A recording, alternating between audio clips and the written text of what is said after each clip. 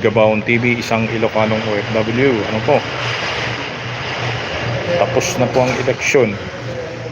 Kaya po mag-usap-usap po tayo mga kabayan. Nandito po tayo sa ating balitaktakan sa almusal. Ano po? Atin lamang pong pag-usapan yung hindi na po matapos-tapos na hidwaan sa mga politiko sa ating bansang Pilipinas. Ang gaganda po naman ng programa ng ating gobyerno ngayon, sinasabi pa rin nila na wala daw nagagawa yung administrasyon. Parang tama yun, no? So, pero okay lang dahil meron naman ngayong oposisyon. May oposisyon na talagang may prinsipyo yung kanilang pag-oposisyon.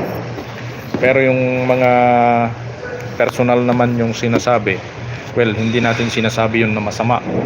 Pero mas maganda yung oposisyon na may prinsipyo. Kasi yun, o-oppose sila dahil sa karubuti ng ating bansang Pilipinas. Ano po? So, gayon pa man, nakikita natin yung pagsisikap ng ating gobyerno upang mapabuti ang buhay ng mga Pilipino. Hindi ba ninyo nakikita yung 20 pesos na presyo ng bilihin na bigas? Hindi pa ba ninyo nakikita yung mga tulay, yung mga subway, yung mga pabahay, yung mga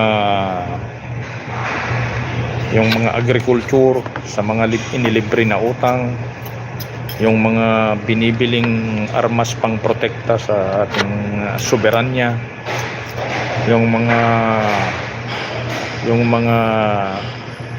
ikinaganda ng PhilHealth, yung mga infrastructure ng mga tulay. Hindi man po siguro maganda na sabihin natin na walang ginagawang project ang ating administrasyon. Ano po? So, para sa akin,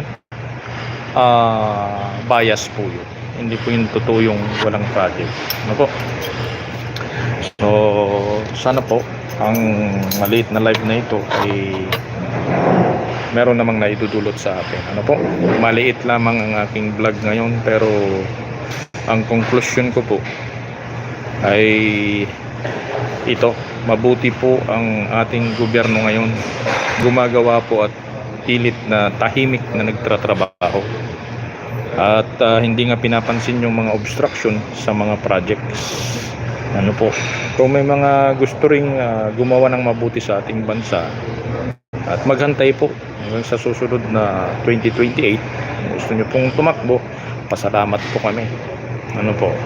Pero sa ngayon, maganda po ang tinatakbo ng ating gobyerno. Parang bias naman po yung sinabi natin na walang ginagawang project. So yun lamang po. God bless po everyone.